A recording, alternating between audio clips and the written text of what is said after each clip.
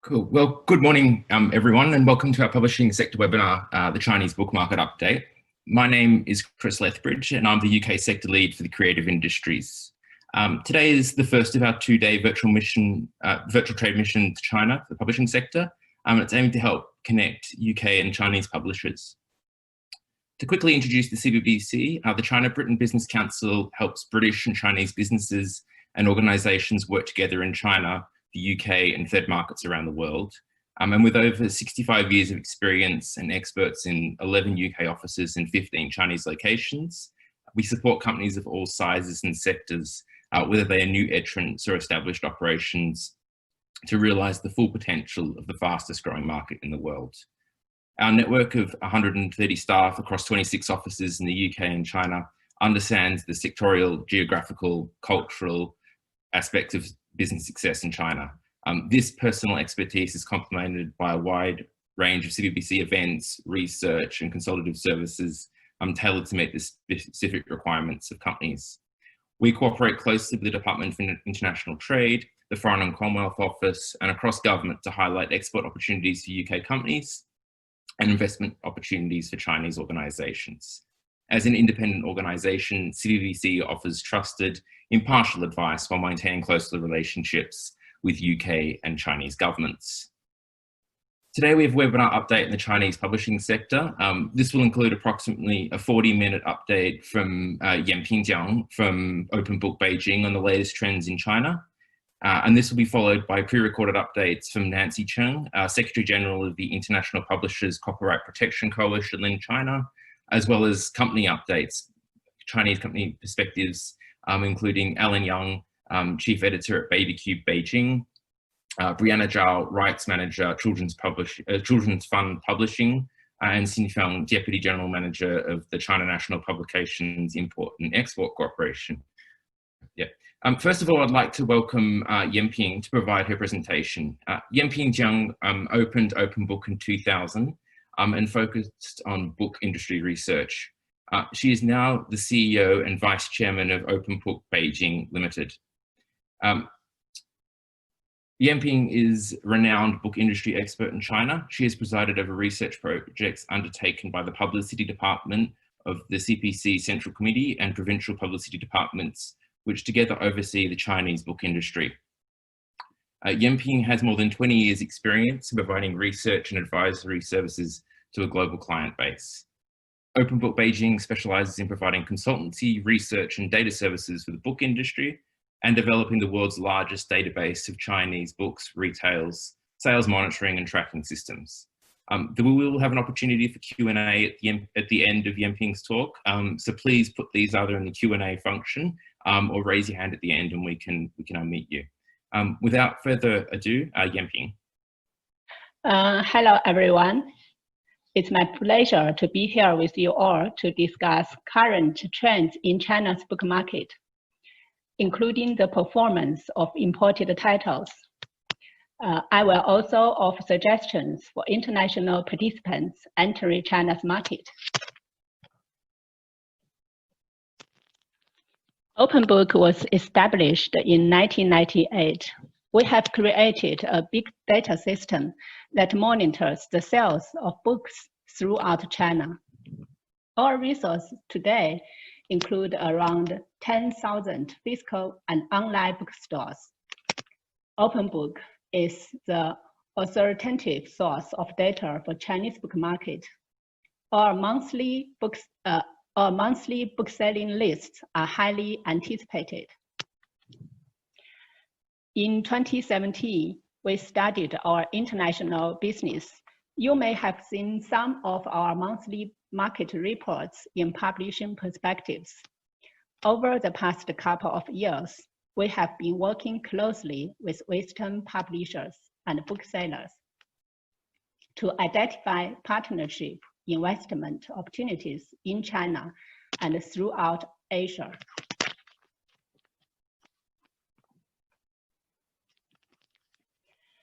So let's take a quick look at the overall book market in China.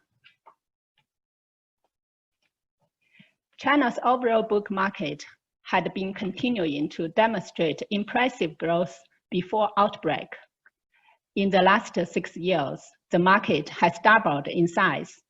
Last year, OpenBook tracked over 102 billion RMB in sales, approximately 11.74 billion British pound, maintaining a double-digit growth rate at 14.4% in 2019.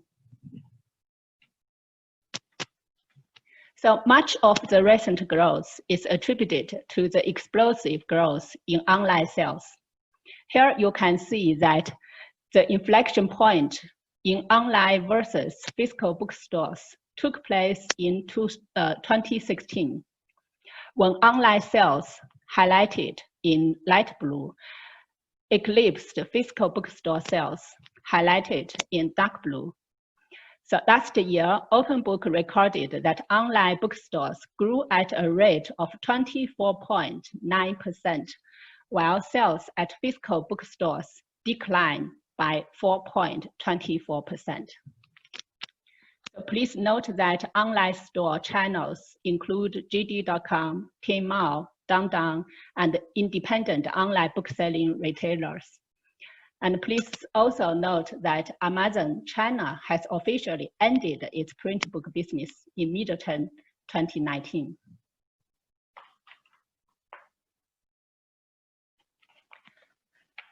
Over 190,000 new titles were introduced in 2019. This is down 6.7% compared to 2018. The annual number of new titles in the retail market has been pretty stable since 2012. When China first entered the WTO in 2000, its new market economy and the publishing industry was focused on quantity of books to meet unsatisfied demand. Today, the Chinese government and publishers are focusing more on quality rather than quantity. So what are the best-selling categories in the Chinese book market? Take a look at the pie chart here. Here you can see the dominant position represented by children's books. But in fact, if you combine all of the other leading categories, including social sciences, study aids, and technology and languages, so we can see that the Chinese book industry is firmly rooted in learning. The children's segment is the largest market segment in China's book market. I'm pleased to share with you more data on this important segment. In 2019, we found that children's book accounted for over 1/4 of the total book market, with a pretty steady growth rate. The annual growth rate in 2019 was about 18.53%. So next, we will go on the sub-segment in the children's market. The proportion of children's literature has always been the largest share in the overall children's book segment, but it keeps decreasing in size in the recent years. Cartoon, comic, illustration book shows a positive growth trend with more imported bestsellers and may become the largest section in children's market in the future. Children's popular science or encyclopedia early enlightenment for toddler and infant increased in market share significantly in the recent years.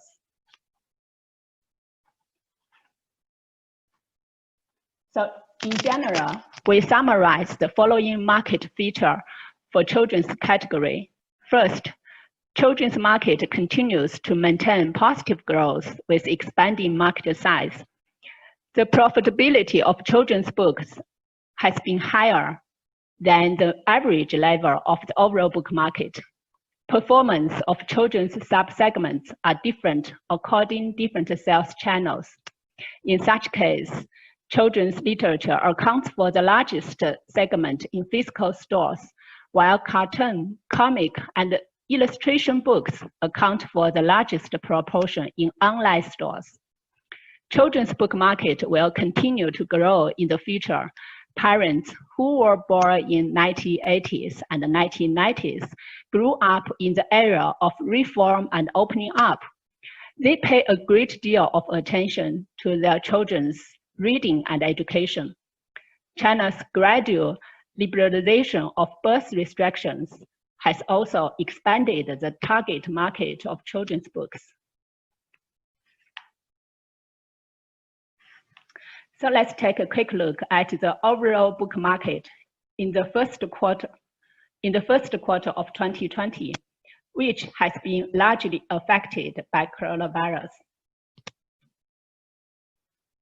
Due to the COVID-19 outbreak in the beginning of this year, we see a book retail market decline of almost 16% in the first quarter over the same quarter of 2019.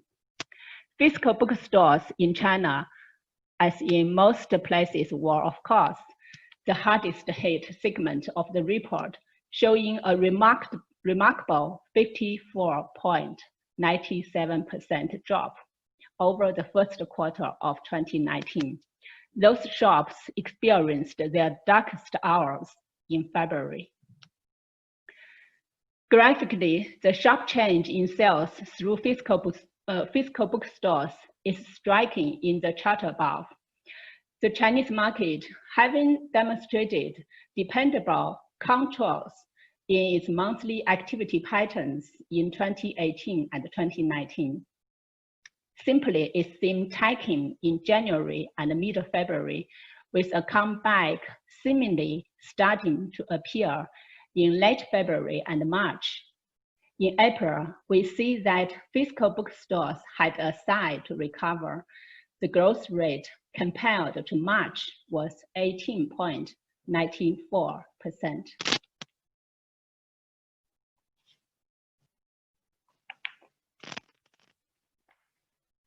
So while physical retail sales clearly were diving, China's online bookstores soon returned to positive growth at the end of first quarter.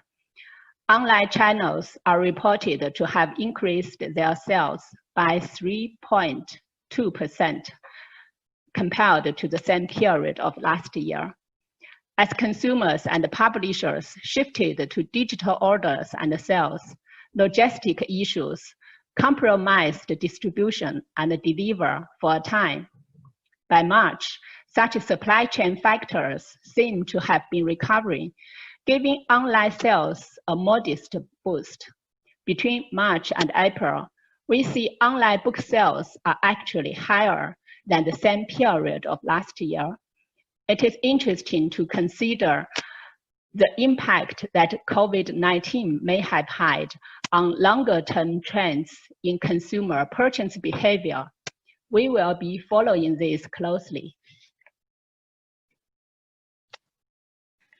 From January to March 2020, study aids and children's books accounted for a significant increase, while the arts and social sciences category has decreased significantly.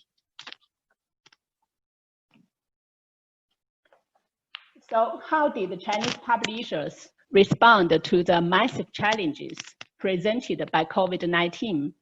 How did they take action? What new strategies did they deploy for content creation, publishing, and marketing? So this past February, OpenBook conducted a special survey of the Chinese publishing industry. We discovered that publishers were aggressively shifting their focus to digital publishing formats, such as ebook, audiobooks, and live streaming, which met the needs of readers during the special period.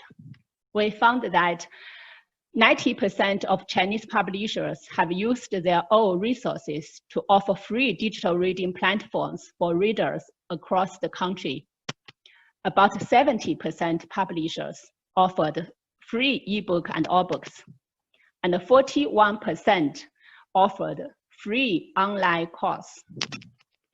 I will share 3 cases from our publishers. The first one relates to rapid content creation.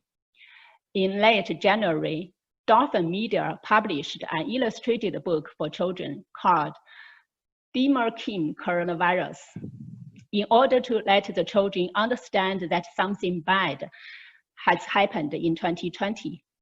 The book reassured children by letting them know that great people were collaborating to combat the virus.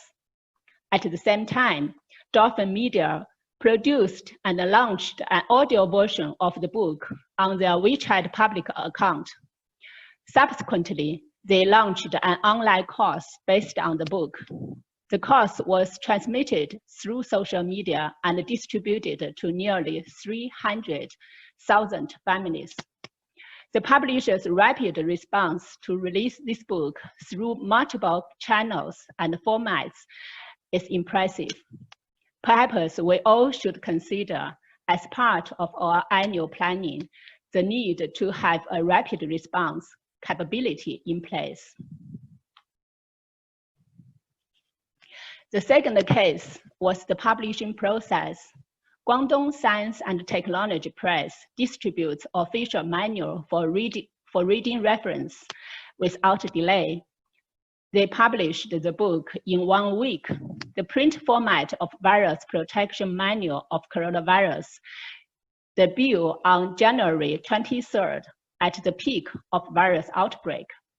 As of February 10th, the book is available on all online bookstores and reached 1.5 million units sold.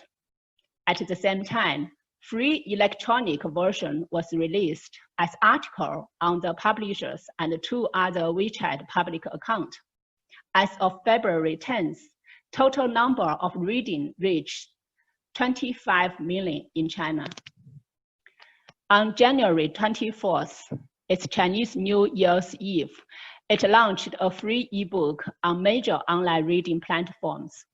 Over the next 2 days, traditional Mandarin version, minority languages, and bilingual versions were authorized.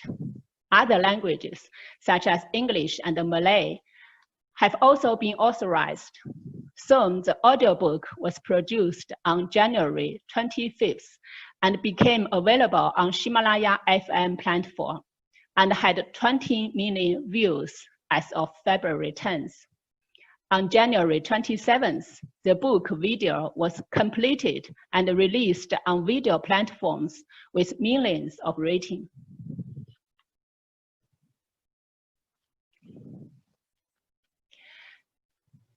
So starting in March, most industries have recovered and have returned to their offices.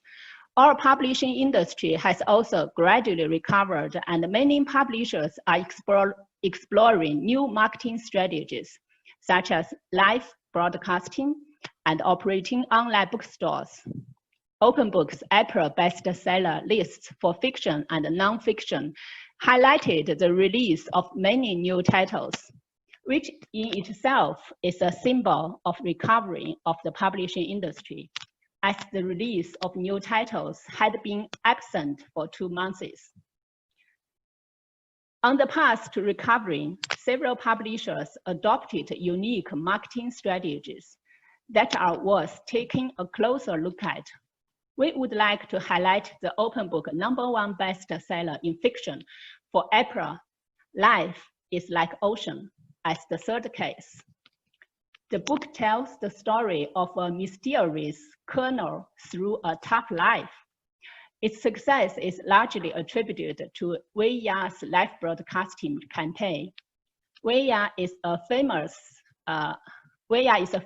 for selling cosmetics and clothing by live broadcast on Taobao platform before. One day on this April, Wei Ya was invited by the publisher to sell the book on her Taobao live broadcast, and she sold out 30,000 copies in 5 seconds. In the face of new marketing methods, such as live broadcasting, physical stores and publishers have started to adapt live streaming accounts. And also, online bookstores have set up live streaming channels for publishers. There is still a big room for development. So next, we will focus on sales performance of imported books in China, especially books written by British authors. So first, let's take a quick look at the impact that foreign authors have in China today.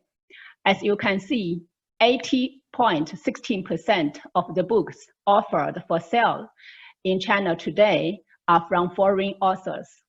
This represent 26% of all sales and 24% of the units sold in China.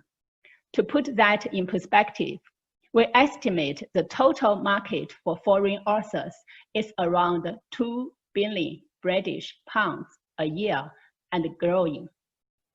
So do I have your attention? So let's take a close look to see how that 2 billion pounds was divided amongst foreign publishers in 2019. As you can see, British authors account for 16.63% of total sales from foreign authors in 2019. So we can calculate how much is it. OpenBook data is currently tracking nearly 45,000 unique books by British authors in 2019. Among all categories, children's books account for 35.53%. So this is much higher than the average level of all books.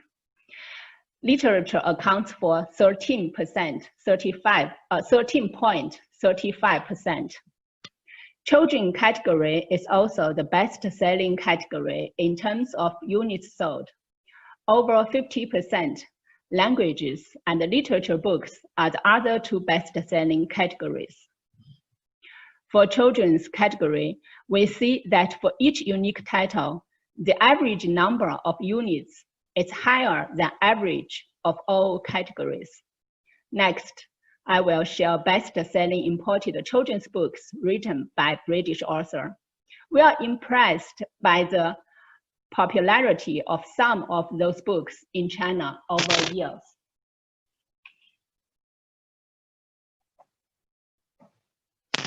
So here we share 2019 annual top 30 children's bestseller written by British authors. This chart is the first 15 best-selling children's books. So the first one is My Dad. The second one is Fantastic Mr. Fox. And then My Mom, Fantastic Mr. Fox again.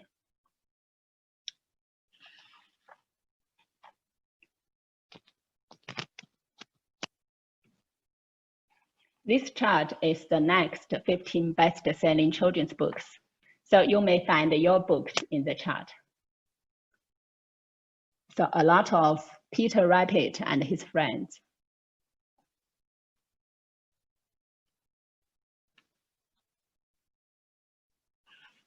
So here we highlight top 5 and provide the book information.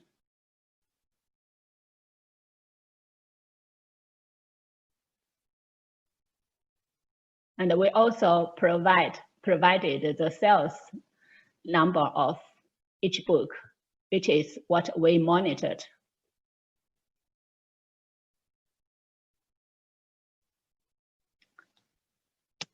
So I imagine that you all are wondering what is the best way to partner with Chinese publishers, booksellers, and authors. What is the best way for you to get a piece of this 2 billion British pound pie? What is the best way to sell your rights to Chinese publishers? I have several suggestions. We recommend working with a local partner. This is due largely to language and culture. Nearly all discussions with editors are conducted in Chinese. The process is largely shaped by China's unique cultural value. There are many fine agencies to choose from in China. Most of you, I assume, are already working with one of these. So as a big data company, we of course recommend that you take a data-driven approach to identifying, engaging, and following up with publishers that you select to work with. Here is our database system for publishers. It is in Chinese. So you can check the sales of your books in China every day by logging in the system. So we can also provide the English report based on your needs. If you would like to check the sales for some books, categories, publishers, or the whole market, here is an example of report we can submit to you. So this is the table of contents. So just for example, we can also design the content for you.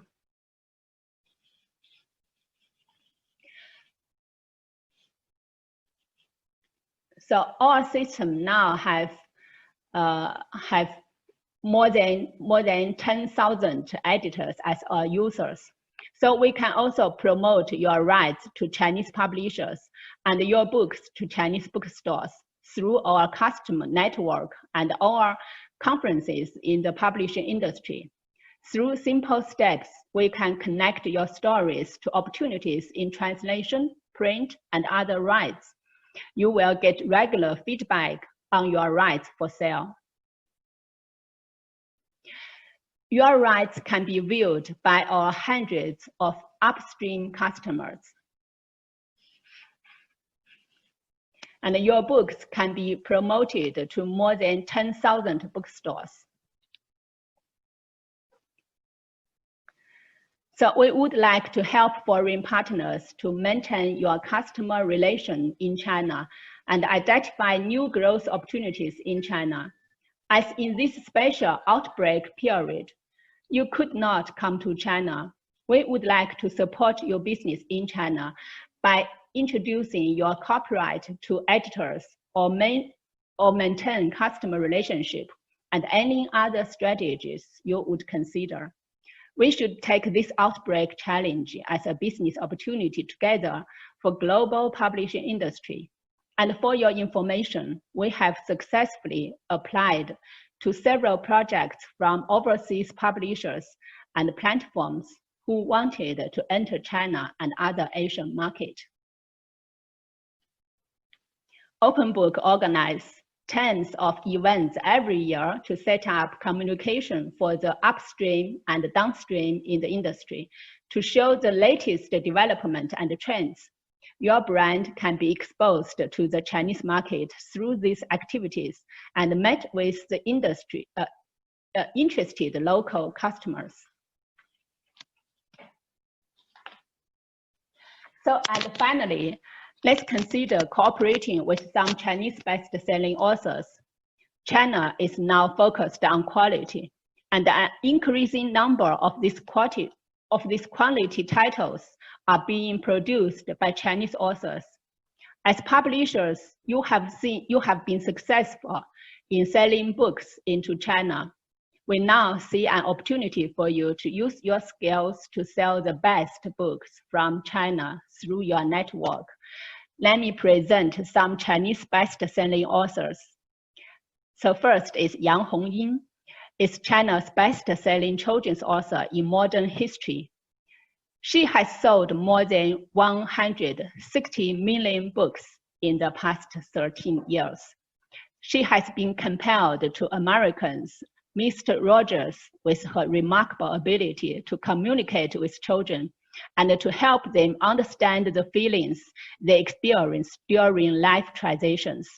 Last year, she sold more than 30 million copies for her books in China. She has outsold Jack Rowling 6-1. Shen Shixi is another best-selling children's author in China. He is known as the king of animal stories. He has written over 40 titles about animal stories for children. To date, he has sold more than 66 million copies. His best-selling title, Dream of Being a Wolf King, has sold more than 20 million copies. So Li Miao is another very popular children's author.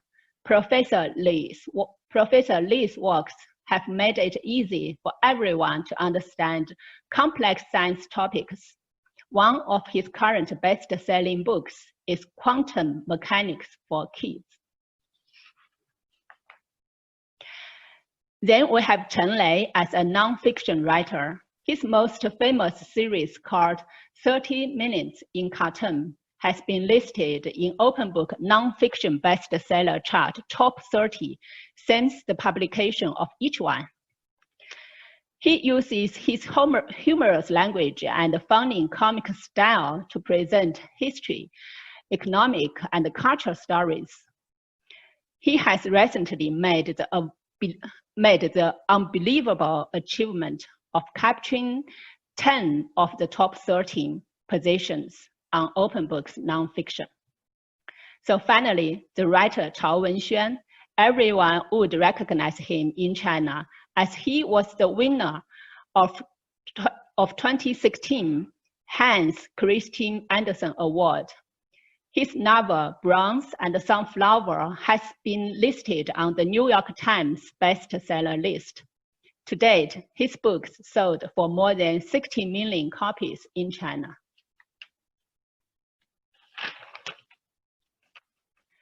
Today, China is recovering from the epidemic, and we are very optimistic about the future of the Chinese publishing industry. Although during this special outbreak period, you may be not able to come to China. Our enthusiasm for welcoming you personally has not been diminished, and we are pleased to help your business in China as well. Welcome to China. So thank you. Looking forward to seeing you in person soon. And let's stay safe and stay strong. Thank you. Thank you very much for that, Yimpian. That was a really good presentation. I think the £2 billion worth of sales per year definitely attracted a lot of attention. Yeah. We have received some questions. So first of all, so this is from an anonymous person. So in order to localize our products, we are looking to local Chinese artists to illustrate our products. What suggestions might you have for finding and approaching Chinese illustrators? You mean they want to import the Chinese illustrated book from China, right? Or... No, so they're a UK publisher looking to import their books into China. And they're looking for a Chinese illustrator to work with, but they're not sure how they can find someone to illustrate their books for the Chinese market. Okay. So first, we have all data. We have the data of the illustrator of every illustration book. So we can make the list of, who is the illustrator of the most popular book, etc. And also we can rank this list for them. So this is one thing. And another thing is, I think there are some organizations who, like Illustrator Association, like this. So also I can recommend some people who are well connected with those people as well, to help them to find illustrators. Excellent. So this is a second question. So thank you for your fascinating presentation. Is there a young adults market in China? That's the first part. And the second question is, the UK children's books are more than 20 years old in terms of the best-selling ones. Is there a market for more recent titles? Recent. So the first question is regarding the young adult market, right? Correct, yeah. So the young adult market is not included in children's book. Okay. Yeah, so this is the first thing. So I think all our children's book is for the book for children younger than 16. Okay. So this is the first question. Is there second question? Yes, so the UK children's books that were listed were all more than 20 years old. Is there a market for more recent titles?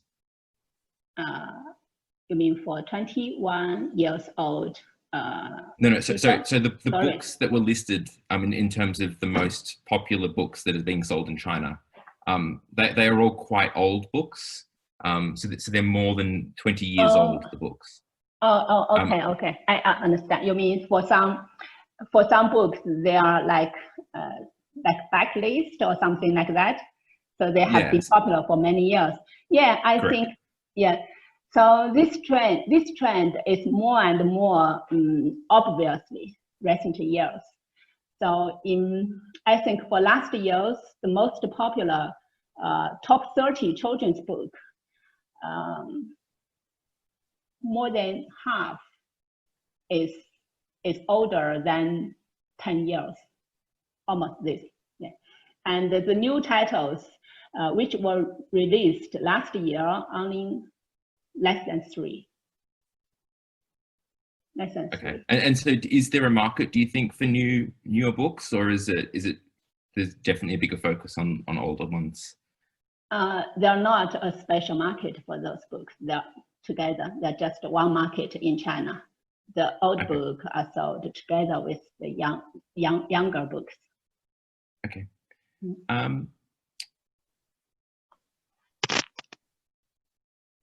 Okay.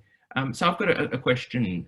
So it's clear that we're seeing a really strong shift to online sales. Obviously, physical book sales have dropped, and it's a big shift to online. Yeah. I mean, online sales does have a reputation for heavy discounting. Do you track that in the numbers, and is that an issue that you're seeing? So in this sheet, in this presentation, I didn't specify the discount, but we do monitor that. For children's book, the average discount is the retail discount is more than 50%. The average is more than 50%. Yeah, more than 50%. Wow. Okay. Yeah. Thank you very, very much for that wonderful presentation. It was really interesting, and I found it fascinating. I think particularly that the big numbers, the £2 billion worth of sales per year, is quite a positive story for UK publishers. So thank you very much. Yeah, thank you. I'm very honored to be invited. Thank you. Bye. Okay, so we now move to a pre-recorded message from Nancy Chen. So Nancy is the Secretary General of the International Publishers Copyright Protection Council. The IPCC has established, it works with 25 members to promote copyright protection and dialogue in China. The IPCC has established communications with all major stakeholders in the copyright field, such as the National Copyright Administration of China, the Publishers Association of China, the World Intellectual Property Organization, the International Publishers Association, the UK IPO, US IPO, CBBC. The IPCC also works with Alibaba, Tencent, and Baidu under an MOU of copyright protection. So we have a pre-recorded message from Nancy, and then Nancy will actually be joining if anyone has any questions for Nancy after this message. Hi everyone. Thank you for joining the webinar today. And I'm not sure if I should say good morning or good afternoon to you, because if you're located in UK, in London right now, probably I should say good morning to you. So my name is Nancy Chen, or you can call me Nancy or Yinan, that is my Chinese name. I currently serve as Director of Public Relations of RedX, that is a parent company of Elsevier in China. And also I serve as Secretary General of an industrial association named IPCC, and that stands for International Publishers Copyright Protection Coalition in China. So you can just call it IPCC for convenience. And IPCC is a volunteer organization on behalf of 25 members. All of them are international publishers who do business in China, and we stand for the copyright protection voice of the international publishers community here. So now I would like to thank CBBC, the organizer, for calling up this webinar and give me the opportunity to share with you my observation about the policy environment for foreign publishers in China. And if I understand it right, most of the participants of the webinar today, the audience right now online, most of you must be UK publishers who are looking into the Chinese market, who are curious about how to do business in China, or you just enter this market, but you're looking for chances to expand your business in China. And I hope my sharing today would be of some help in this aspect. So now I'll begin to share my slides with you.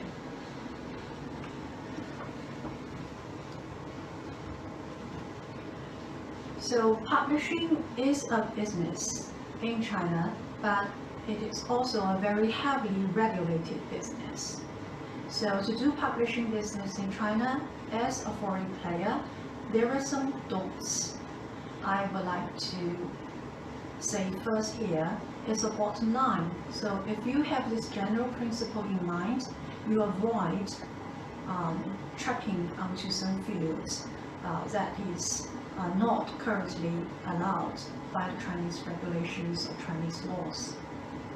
So the principle is very simple, actually. It just says that the foreign publishers cannot involve in direct publishing activities in China.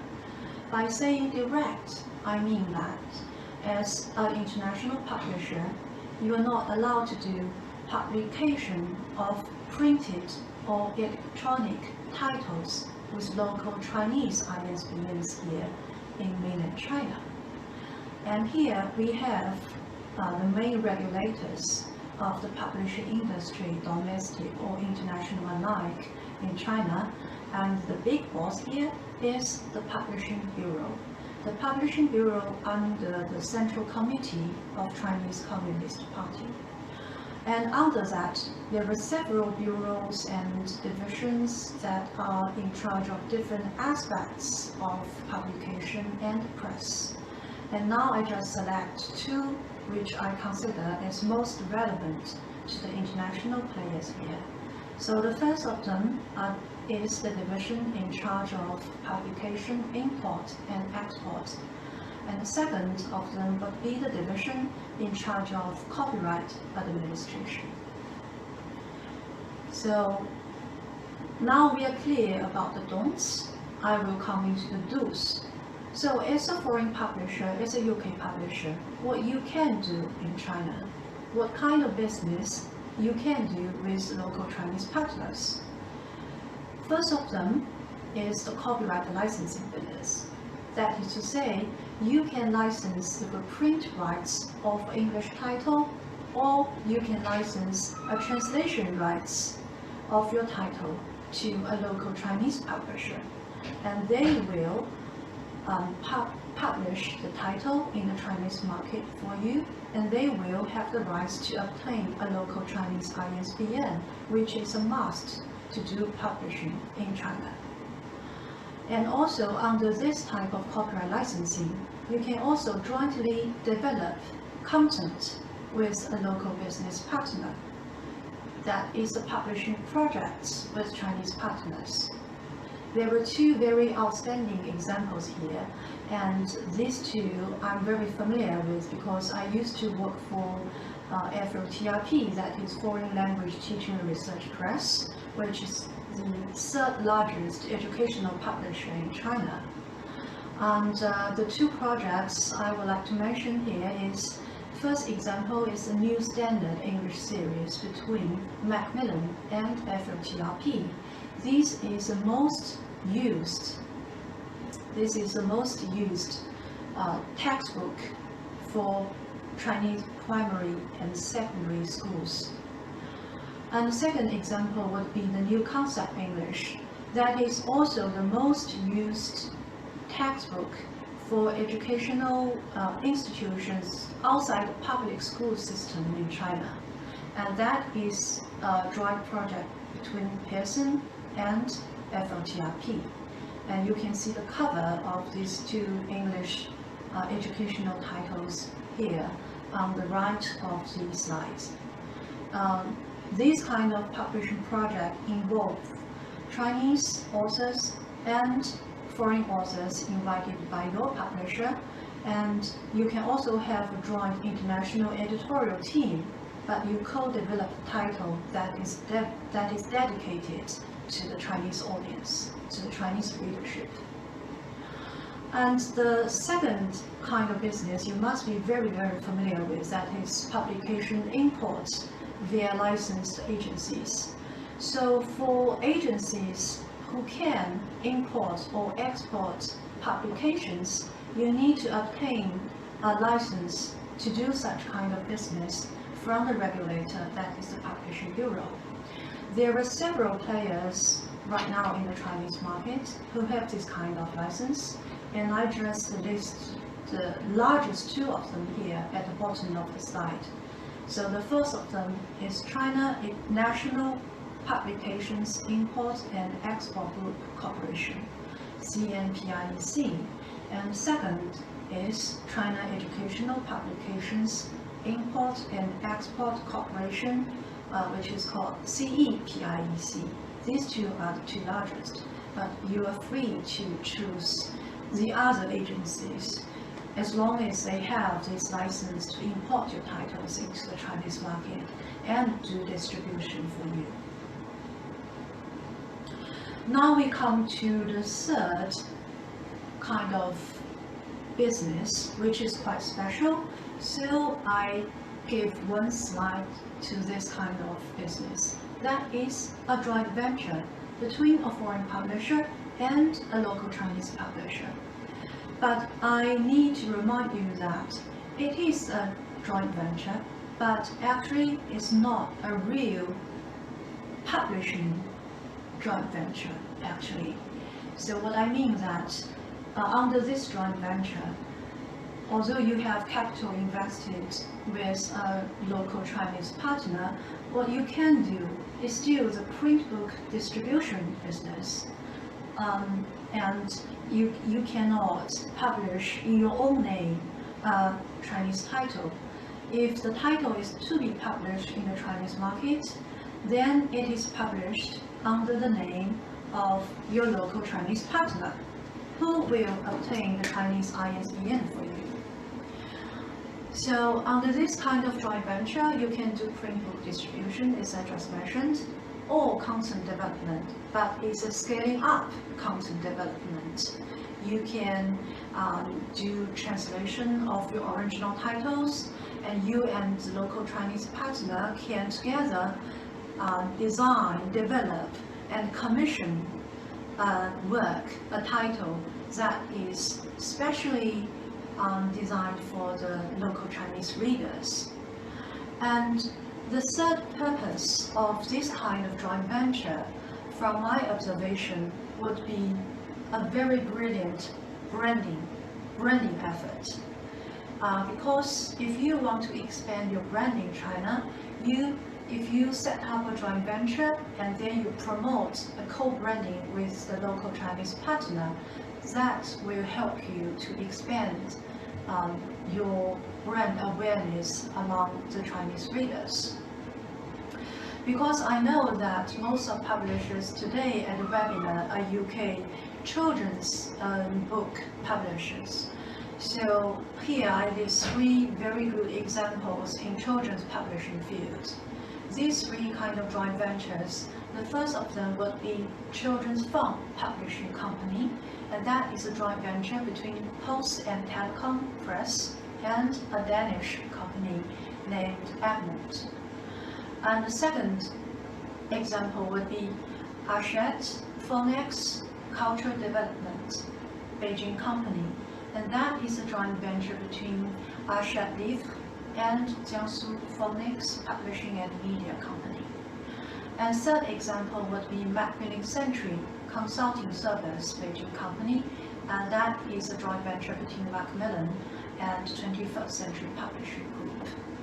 And you can see their logos and their brand image listed in the left side of this slide. I myself, I'm a mother of a 2-year-old daughter, so naturally I would look to the best possible quality children's book in the market. And when we see the logos of these 3 joint ventures, then I will know that the titles published under this joint venture would be the thing I'm looking for. They mean best quality international children's book resources and also best quality licensed Chinese publishers. So that is a perfect branding opportunity for the UK publishers.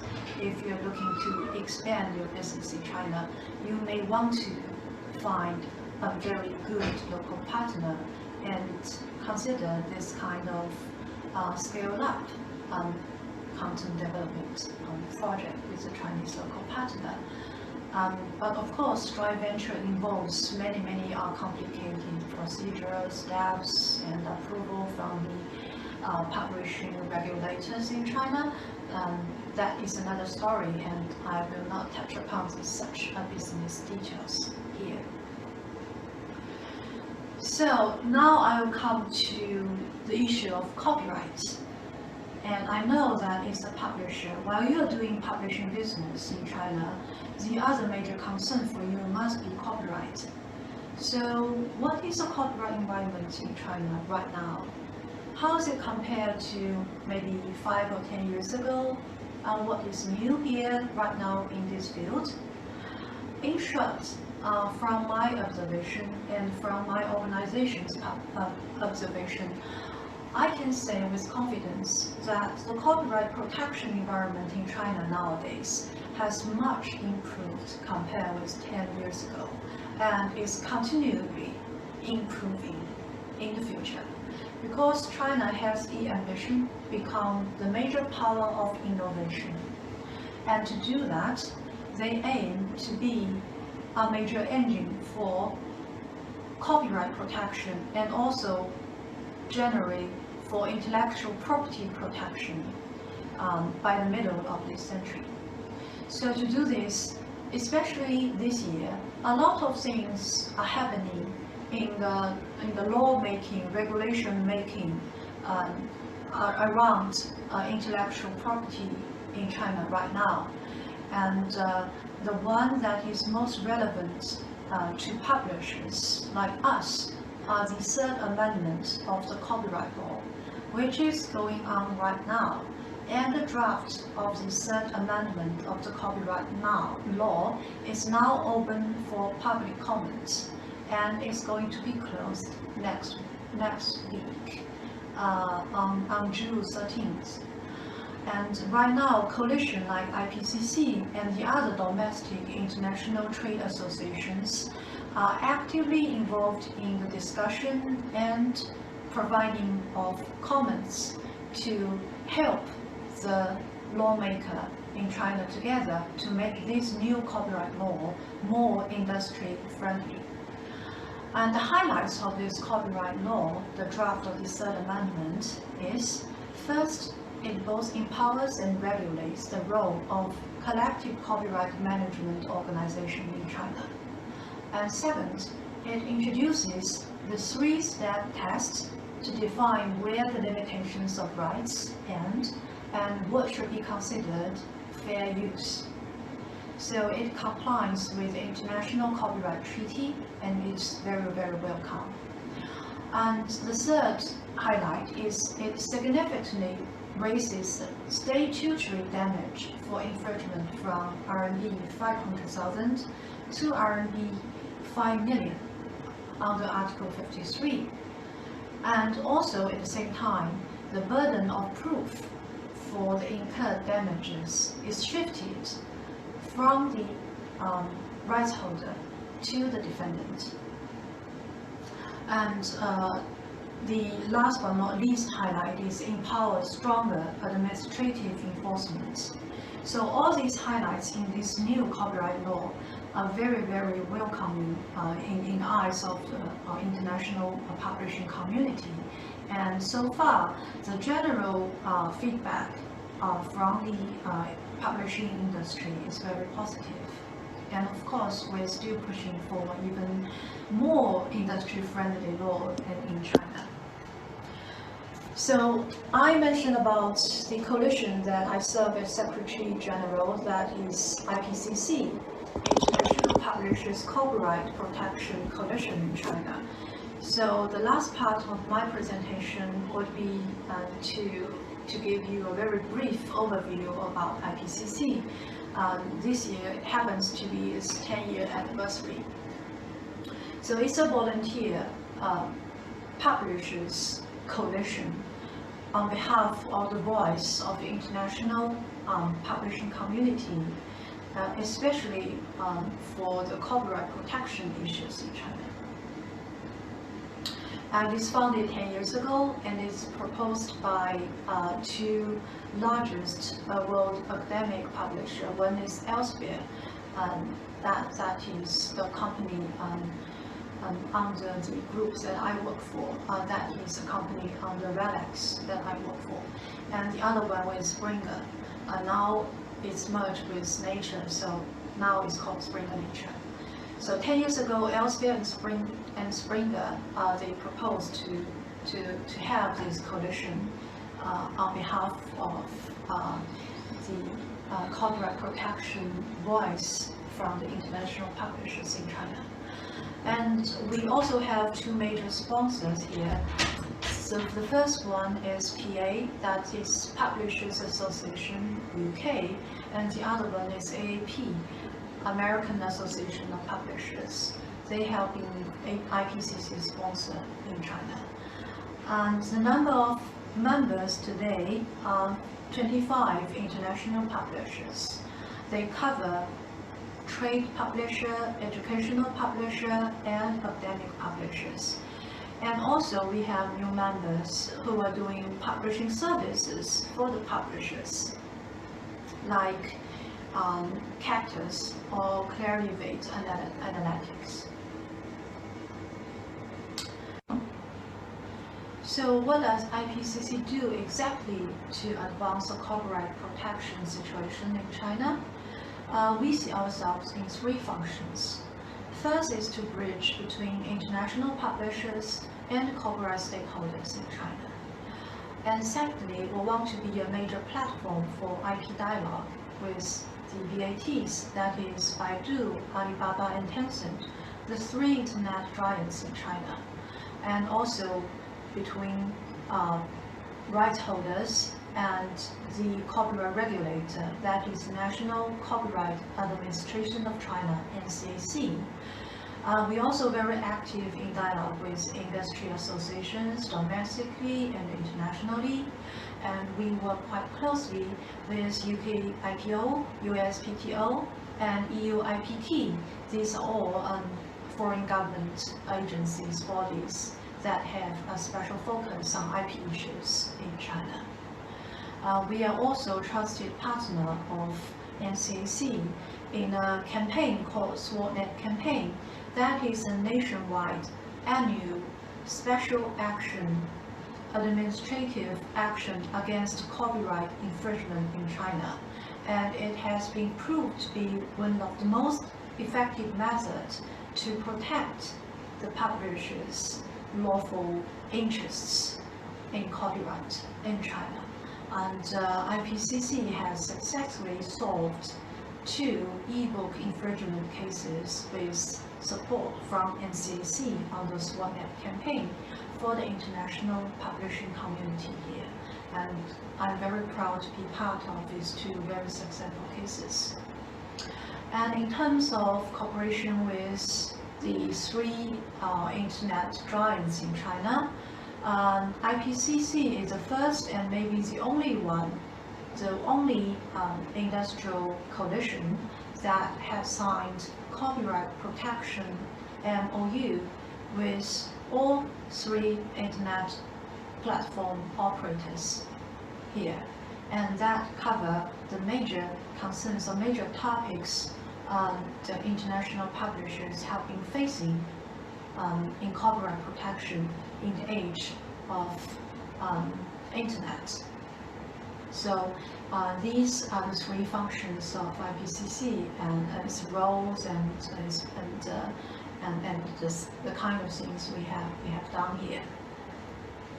So to summarize, for IPCC, our principle is to promote success in copyright protection through dialogue and cooperation with all copyright-related stakeholders in China, because we believe that issues happening in the course of industrial development can only be solved by development.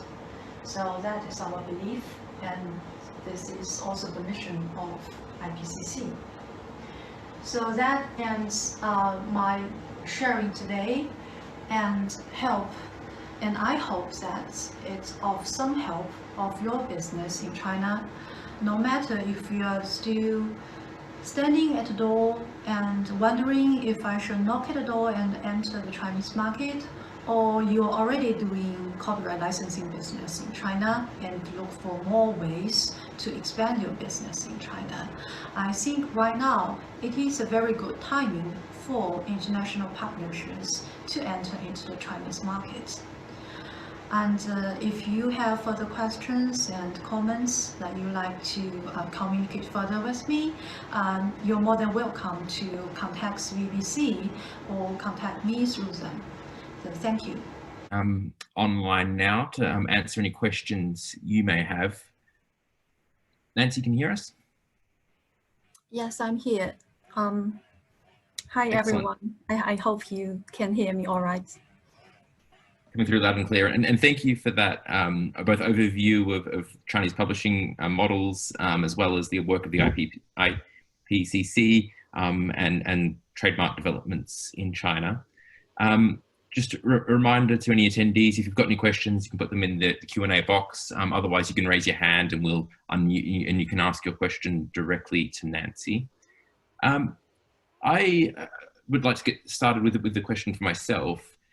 As was made clear in Yenping's video, we're seeing Yenping's talk earlier, we're seeing a big shift towards online sales in the publishing sector. From your experience, how seriously do the online platforms take copyright violations, and what are some of the things that they're doing in order to tackle it? I think different platforms, they are at different stages in online copyright protection. But now, because overall the policy environment is to strengthen online copyright protection in China, and these actually are the general direction that all the major platforms are working for. For example, with Taobao, with Alibaba, this e-commerce platform, usually there will be individual shops and shop owners who may trap on copyright, who may provide unauthorized content to the mass market through online, be it a printed copy or electronic copy. And in these cases, IPCC has been working with them very closely because we have this MOU going on, and we ask actually Alibaba to do a proactive monitoring program for IPCC members on their Taobao platform, which means when they find any suspicious shop links, they will proactively judge if that is copyright infringement shop or item, and then they will just take it down. Instead of that, copyright owners like us, we need to file our complaints individually one by one. So that is a very effective cooperation we have been doing with Alibaba right now. And for some e-commerce platform like JD, like that Jingdong, their model is different from Alibaba. I mean that they don't have so many individual shoppers. They don't have so many individual shop owners register in their own name and just open a shop and sell any items they like. With Jingdong, they only welcome those licensed companies to sell publications online. So with the publishing industry, we don't find many copyright issues with such kind of e-commerce platforms because they need to have a license to sell publishers publications. Yep.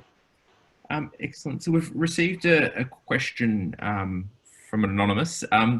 So really great insights. Thank you, Nancy. I was wondering if China is seeing examples of JV models between smaller publishing houses, or are they largely between major, long-established publishing houses?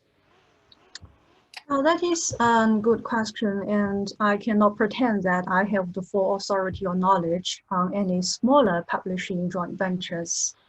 I think right now the established co-brands in China between maybe the mainstream Western publishing names and local state-owned publisher, that is the more common case here right now.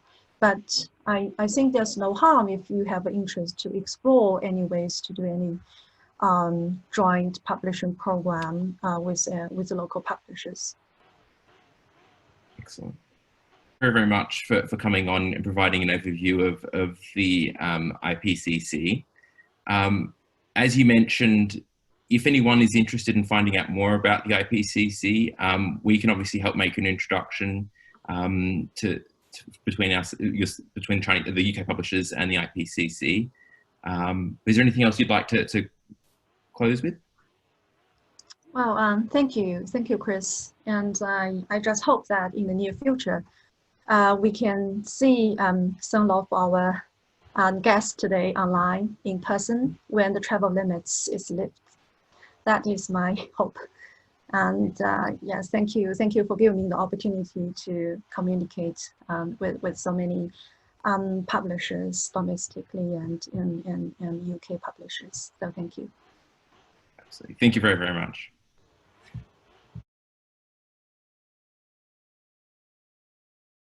So we now have the opportunity to hear from some Chinese publishing houses directly to share their perspectives on the opportunities in China. So these are pre-recorded messages. So first of all, we've got Alan Young, who is the chief editor of BabyCube Beijing. BabyCube is a famous publishing house and reading promotion institution who focuses on parent-kids content.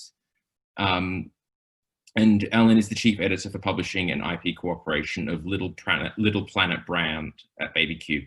The Little Planet brand, which Alan leads, is responsible for bringing in rights and seeking IP cooperation. Now Alan is focusing and investing on content for children and doing deep research on children's reading and IP operation. Smurfs, Curious George, La Pimpa are some of the international famous IP brands that Alan's team have worked with.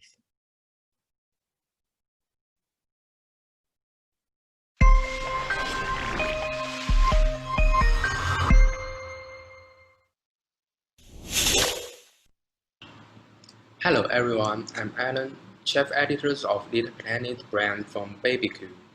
We are a Chinese children's publishing house based in Beijing. BabyCube was founded in 2014. Trustbridge Capitals as our main institutional investor who stole assets from the leading university endowments and their RMB asset from the Tencent investment. Trustbridge also take over many international publishing companies like Walker and Holiday House. We also received A-round financing in 2019, led by TAL, one of the biggest and the most influential education and technology company in China. BabyCube fully makes use of capital leverage and mobile internet. We are aiming to provide excellent content to the Chinese children. We have three main businesses: children's book publishing, reading-related applications developing, and IP creating and managing.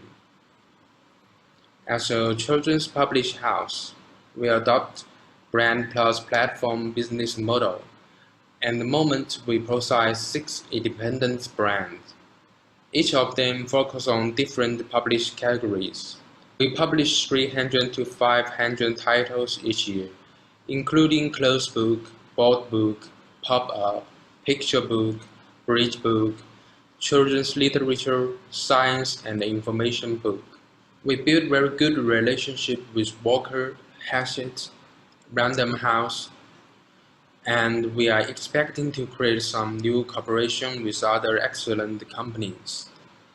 Unlike many other Chinese publishing houses, we take WeChat and TikTok, which are the most popular social media in China, as our main distributional channel. We cooperate with 609 celebrities so far, making use of their influence to cover millions of people in a very short time. This is a much more efficient way comparing to the e-commerce and the bookstore business model. We are not only a publishing house, but also a technology company. We have an IT team. They are responsible for developing some children's reading and educational app or WeChat mini program. We are trying to build an online and offline business model to keep our consumers stay close to us. 1,000 books before elementary school is a newly launched program based on the WeChat mini program. We chose 1,000 books, dividing them into 215 reading blocks based on the age and topic. Mini program as a tool that user can borrow and return the book. Through the mini program, I have the opportunity to hear from some Chinese publishing houses directly to share their perspectives on the opportunities in China. So these are pre-recorded messages. So first of all, we've got Alan Young, who is the chief editor of BabyCube Beijing. BabyCube is a famous publishing house and reading promotion institution who focuses on parent-kids content. And Alan is the chief editor for publishing and IP cooperation of Little Planet brand at BabyCube. The Little Planet brand, which Alan leads, is responsible for bringing in rights and seeking IP cooperation. Now Alan is focusing and investing on content for children and doing deep research on children's reading and IP operation. Smurfs, Curious George, La Pimpa are some of the international famous IP brands that Alan's team have worked with.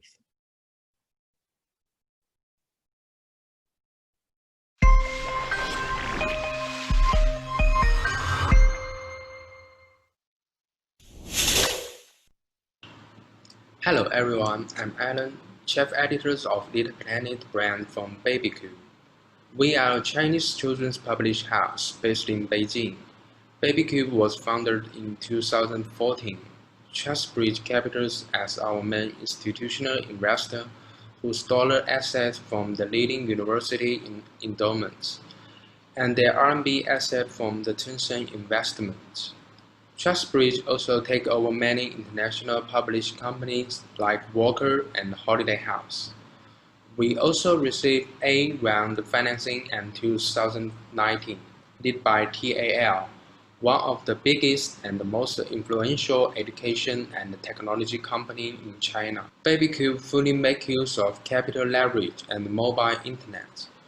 We are aiming to provide excellent content to the Chinese children. We have three main businesses: children's book publishing, reading-related applications developing, and IP creating and managing. As a children's publishing house, we adopt brand plus platform business model.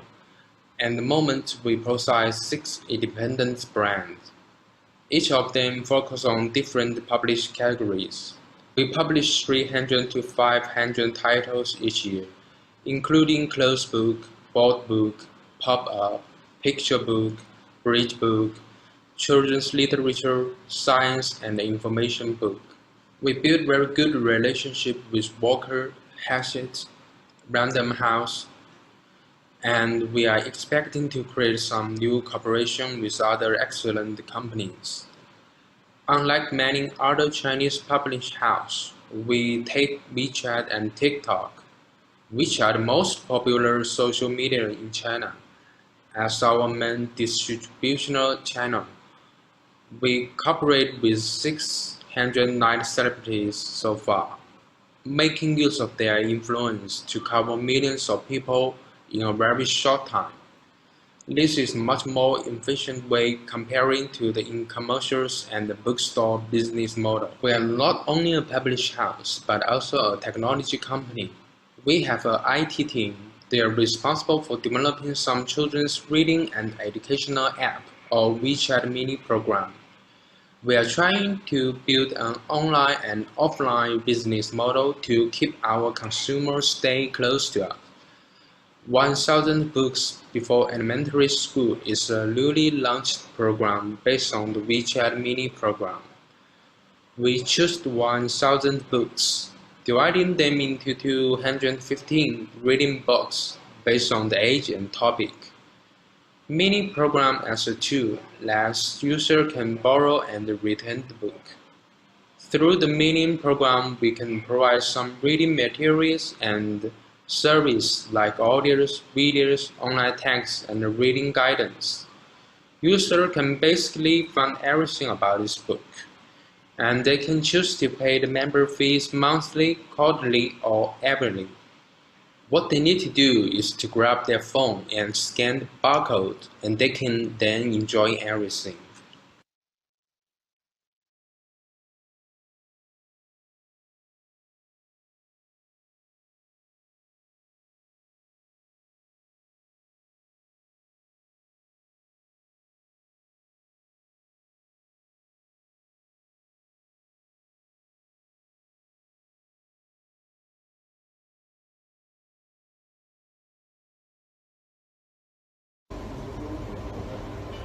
前生有多幸运，今生才能成为一家人。我们的一切不需言说，他们也了解我们喜怒哀乐。当我们张开手臂，他们放下一切事情，将我们拥入怀里。大家都学过语文，可你知道这个词是怎么来的？语和文这两个字。We also develop many kind of online video courses. Chinese parents always want their children to learn something from the book. So what we do is to rearrange or rewrite contents and add some educational topic and text into the course to add the value. For example, based on the primary school's textbook, we develop Chinese character course, math course, and science course. Children can learn much more knowledge from our course that school teachers always ignore or have no time to share in the classroom. Parents are willing to let their kids to use our products because they know they can review what they have learned in the classroom and even can learn something beyond the book. We have already developed 100 courses so far, and now we are focused on art, language, math, traditional book reading, science, and humanity education. 嗨，小朋友，欢迎来到课本里的科学课堂。今天我们聊一聊人类的好朋友——猫。好厉害哦！猫的身手为什么这么敏捷呢？这和它们的身体结构有很大关系。猫的身体很柔软，它的身体里有230块骨头。特别是背部的每块脊椎骨之间还有具有弹性的软骨，另外它的肌肉和韧带很强韧，但与骨骼间的组合又很宽松，能够弯曲自如。欢迎收听课本里的汉字故事。今天给大家讲一讲禾苗的禾字，它出现在小学课本1年级上册识字课日月水火第11页中。这个字大家经常用到，总是会教育我们不能浪费粮食。正如唐朝诗人李绅所写的《悯农》：锄禾日当午，汗滴禾下土。谁知盘中餐，粒粒皆辛苦。古人早在千年前就告诫人们要节约粮食了。同学们是不是更要做好表率呢？ There are also an IP team working in the BabyCube who are responsible for design original IP characters and develop auxiliary products. We cooperate with some international famous IP characters like Curious George, Fly Guy, Brave Max, Pimpa, and we successfully help some Chinese companies to design their own brand image, and based on it to create some paper products like storybook, coloring books, puzzles, and stationeries like pencil case, rubber, stickers. This team participated in the design work of Peppa Pig's auxiliary products. They have rich experience in design and IP management.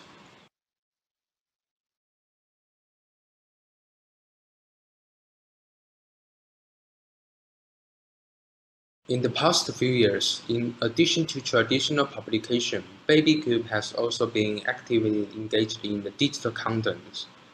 Starting with e-books, audios, videos, and online courses, and depending on its high capacity of internet research and development, it has developed several apps and mini programs related to the children's reading.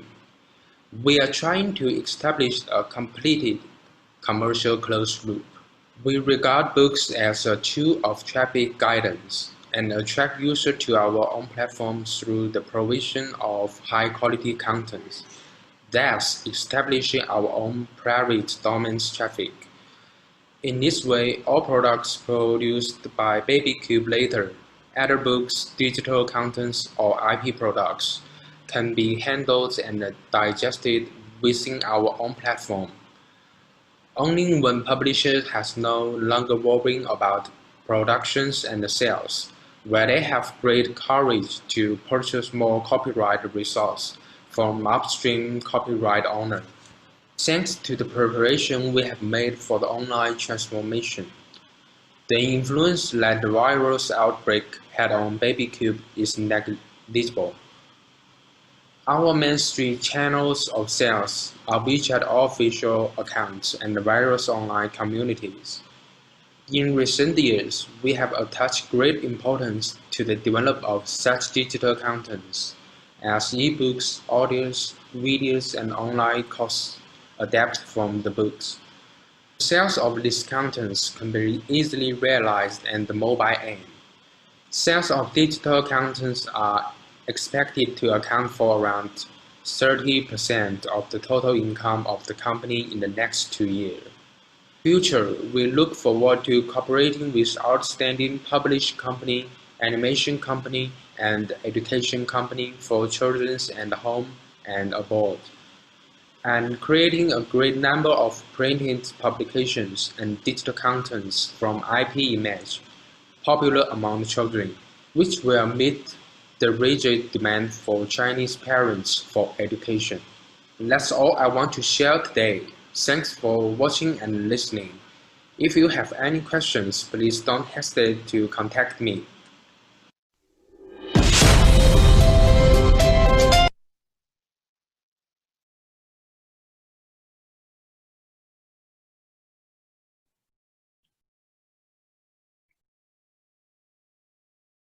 So that was an update from BabyCube. We now have an update from Brianna Zhao, who's the rights manager for Children's Fund Publishing. Brianna Zhao joined Children's Fund Publishing in 2014 and focuses on new project evaluation and business negotiation, especially in overseas projects. Established in 1994, Children's Fund Publishing is co-founded by Denmark Egmont Media Group and Posts, and Telecom Press. CFP is one of the leading children's publishers in China with unchallenged status in Chinese IP tie-in titles.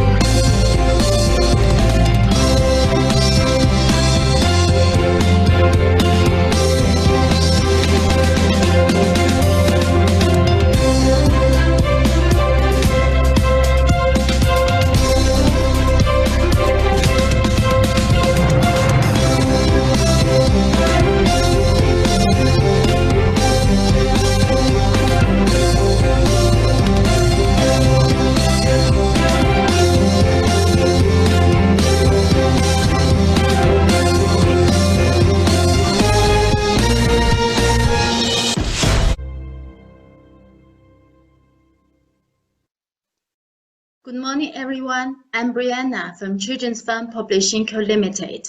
It's my honor to be here today to share some of our experiences on IP operation with you.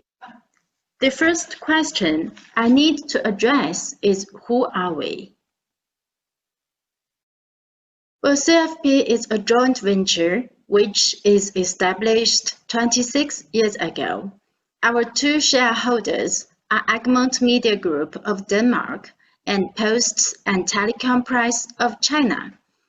In 1993, we published the first issue of Mickey Mouse magazine, and since then, we have been publishing Mind TV or film tie-in books, which we call IP books today.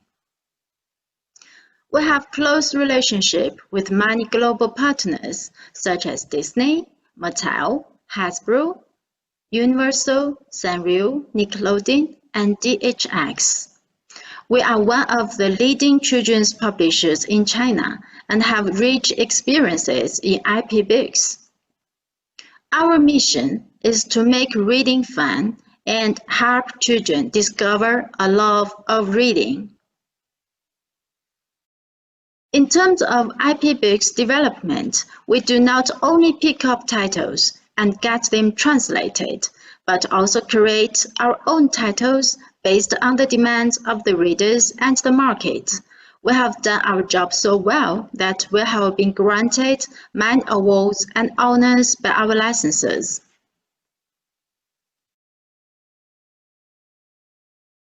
What are our strengths or advantages? Regarding the product structure, we publish both books and magazines. Although IP books constitute important part of our business, we have been working on nearly all kinds of children's books, including picture books, YA literature, educational and popular science books. Now, I would like to say more on IP books. Well, here is a display of the brands we have been working. Some of them might look familiar to you, right? These are the international brands, and these are the local brands.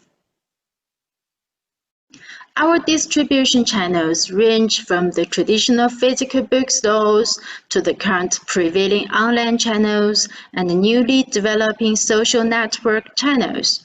And we have employed really effective marketing ways to promote the book sales. We are very proud that during the pandemic this year, we have sales increased compared to the same period of last year. After a brief introduction of our company, it's time to talk about IP operation. Well, it's an impossible task to talk about IP operation strategy within several minutes, but basically there are three aspects. First, how to choose the right IP. There are so many animations and brands, but not all of them are appropriate for books. The books offer kids a unique way to explore the world. What we provide to the kids will definitely have some influence to them, be it positive or negative. So we must be very careful with our choice. In my opinion, there are two criterions: interesting and educational. Kids who read IP books are usually of a younger age. Before they establish the habit of reading serious works, IP books introduce them to the world of reading and helps them to form the reading habit. If the book itself is not interesting at all, how shall we expect kids to continue to read it? But interesting is the way, rather than the purpose. Our purpose is to let kids have a better understanding of the world, so it should be educational as well. Here, I put three examples: Thomas the Engine, Winnie the Pooh, and Miffy. You might be familiar with the first two, as UK is their hometown. The three brands share one similarity. They are originally storybooks and then get adapted to animations. and the animations are further adapted to books again. They are excellent stories, even before they are adapted into animations. Good stories have a natural connection with kids, and that's why these IP books work extremely well. After we choose the IP, what is the second step? We will work with our licensors together to expand its brand awareness. We hope to establish long-term cooperation with our partners rather than to make quick money. We have done Disney products for 26 years, Miffy for about 20 years, Thomas and Friends over 10 years, Mr. My Little Miss for 8 years. It's about time and energy, but it's more about creation. I believe all the international IPs have some universal values accepted by most people all over the world. That's the basis of it going global. However, each market is different, and so we could not simply pick up some titles or simply retell the stories. We need to know what our readers are expecting and what are really useful to them. With all the information in mind, we could create our own titles using the images or the characters of the brand. Here, I list some of our local created titles. Take Travel with Thomas, for example. We invite writers to write the most popular tourist sports information and arrange them by the 7 railways in China. We ask illustrators to draw the pictures for us, and Thomas is like a guide for kids. This page shows what we have done for Disney titles. Disney has a rich art pool to support our creation of diverse titles. We all know that in English-speaking countries, kids learn English with leveled readers. Many leveled readers are also introduced to China, such as Oxford Reading Tree, Pearson Titles, and Cambridge English. However, some kids feel it difficult, so we invite professional teachers and taking the National English Standard for Kids into consideration and create the Disney English leveled readers, particularly for the Chinese kids.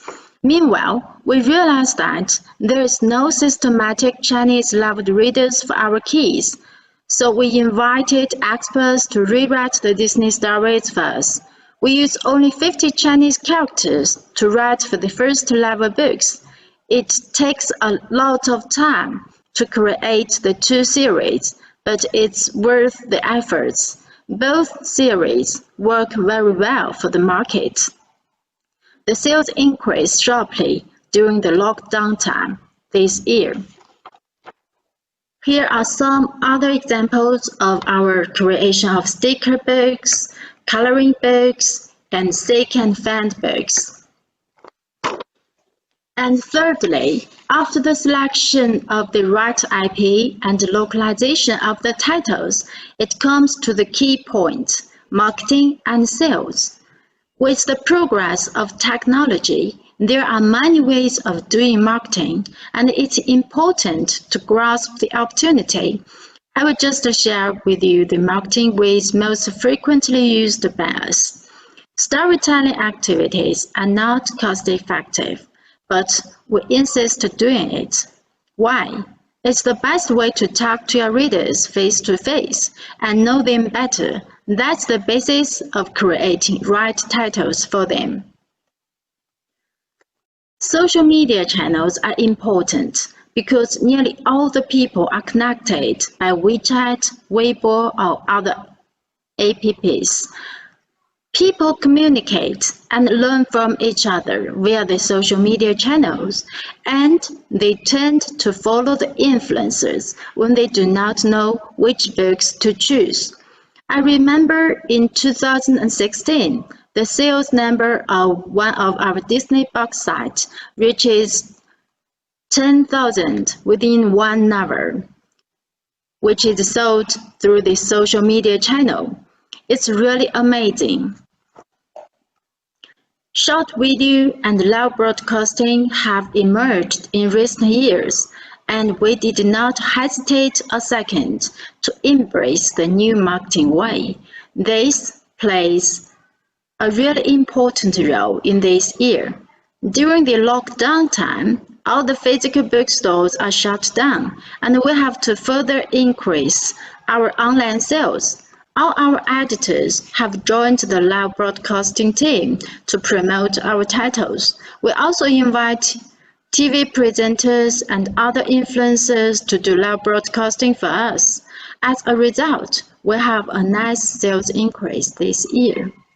Last but not least, we cooperate with partners from other industries or fields to do marketing.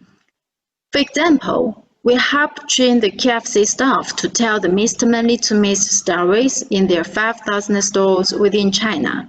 That's how we organized our over 10,000 story activities within 2 months. To sum up, 3 factors are important to IP operation: selection of the right IP, localization of the titles, and effective marketing.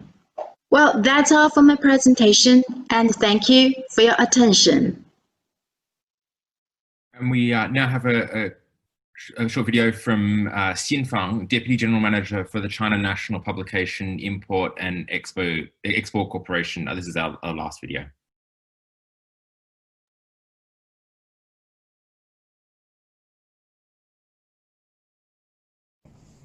China National Publication Import and Export Corporation (CN) branch is established in 1988, and we are the wholly owned subsidiary of CNPIEC Group.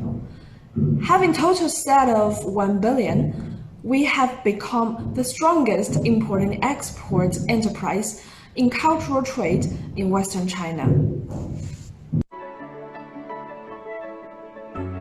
Okay, well, look, I might quickly take this opportunity to highlight some of the upcoming initiatives we're running. So tomorrow we're running the one-to-one publishing meeting for those who have registered for that. Next week, we're hosting the UK-China Business Week. So this is a week-long free initiatives for companies from across different industries, including updates from business, government, and stakeholders, and details and how to register for that free event, or free week-long event, sorry, are on our website. On the 22nd of June, we have a virtual UK China music mission, music webinar that we're running in conjunction with BPI and DIT. And on the 9th of July, we're running a UK China animation, comic, film and TV virtual connect with Xi'an government. So thank you for joining today, and thank you very much for our speakers. If you have any questions, please feel free to reach out to myself or Mingru, my counterpart in Beijing. Thank you very much.